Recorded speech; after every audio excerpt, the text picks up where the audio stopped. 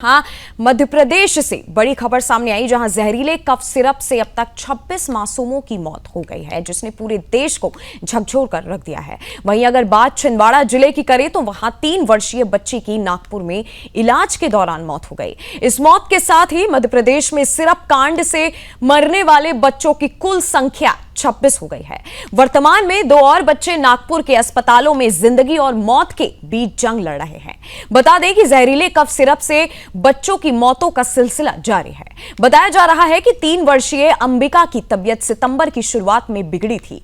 स्थानीय स्तर पर इलाज से जब कोई सुधार नहीं हुआ तो परिजन उसे नागपुर ले गए थे। वहां डॉक्टरों ने जांच में किडनी फेल होने की पुष्टि कर दी थी। करीब 1 महीने तक चले इलाज के बाद अंबिका ने दम तोड़ दिया। वहीं अब लगातार हो रही मौतों से जिले में हड़कंप मचा हुआ है। बताया जा रहा है कि इन मौतों के पीछे एक ही प्रकार का जहरीला कफ सिरप जिम्मेदार है, जो बच्चों को सर्दी खांसी से राहत के लिए दिया गया था।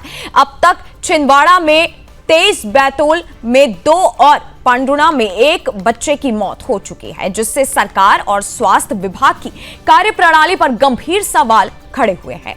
विशेषज्ञों का कहना है कि बिना डॉक्टर की सलाह के बच्चों को कोई भी सिरप देना खतरनाक साबित हो सकता है।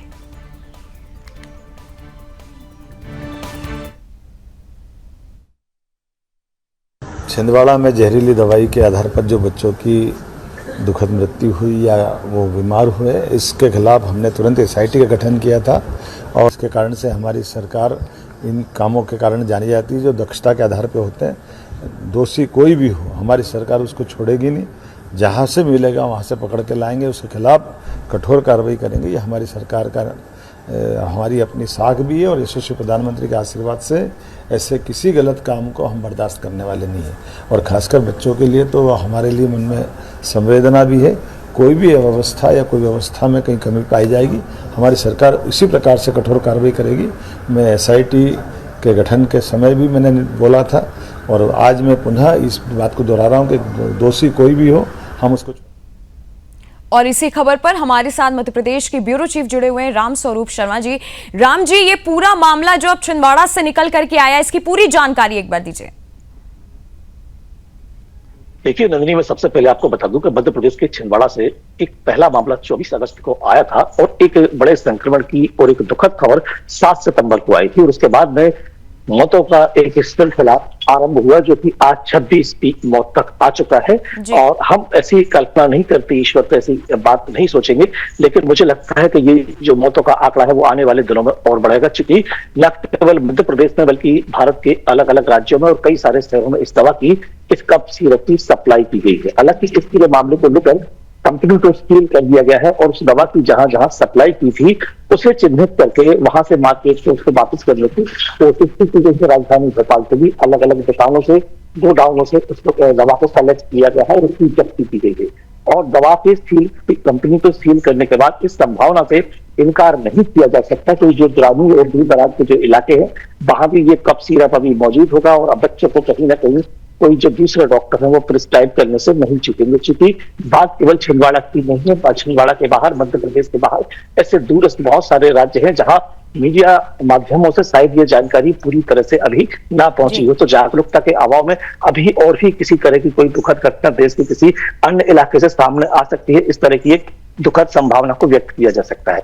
और जहां तक आपने सवाल किया है कि इस पूरे मामले को लेकर अभी ताजा अपडेट क्या है, तो 26वीं मौत हुई मध्य प्रदेश के मुख्यमंत्री डॉक्टर मोहन यादव ने पिछले दिनों स्वयं इस पूरे मामले का संज्ञान लिया था और प्रदेश सरकार ने इस पूरे मामले की तह तक जाने के लिए गंभीर जांच करने के लिए प्रदेश सरकार की एक एसआईटी का गठन किया था और उस एसआईटी की जो जांच है वो अभी चल रही है। गलत एंगल पर जो जांच एजेंसी है वो कई पहलुओं पर कई अलग अलग बिंदुओं की जांच कर रही है।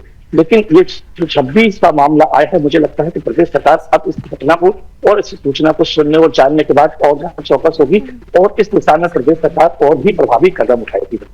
जी राम जी, सबसे बड़ा सवाल यहाँ पे कफ सिरप को लेकर के खड़ा होता है कि आखिरकार इन जहरीले कफ सिरप की सप्लाई हुई कैसे?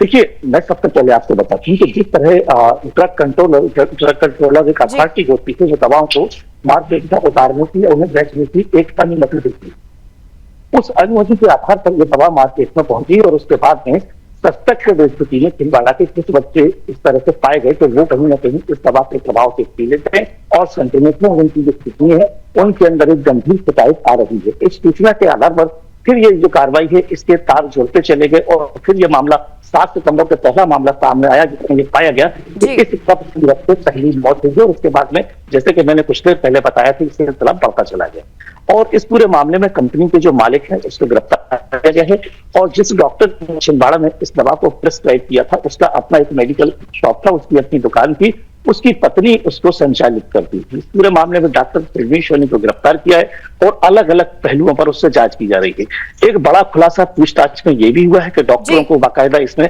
10% कमीशन मिलता है किसी भी दवा को प्रिस्क्राइब करने में, लिखने में। जी राम जी, बहुत बहुत धन्यवाद हमारे साथ जुड़ने के लिए। बढ़ते अगली खबर की ओर, जहां अगर आपको सर्दी है और पिछले 15 दिनों से खांसी नहीं जा रही है तो सावधान हो जाइए।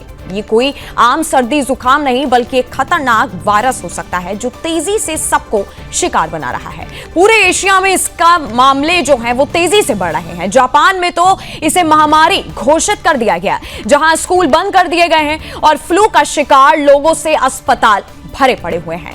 भारत में दिल्ली एनसीआर में इसके सबसे ज्यादा मरीज हैं। इसके अलावा थाईलैंड और सिंगापुर में भी इसके पीड़ितों की संख्या लगातार बढ़ रही है। खास बात यह है कि आधे से ज्यादा मामलों में तो लोग पहचान ही नहीं पा रहे कि वो सामान्य सर्दी जुकाम की चपेट में है या वायरस की गिरफ्त में आ चुके हैं।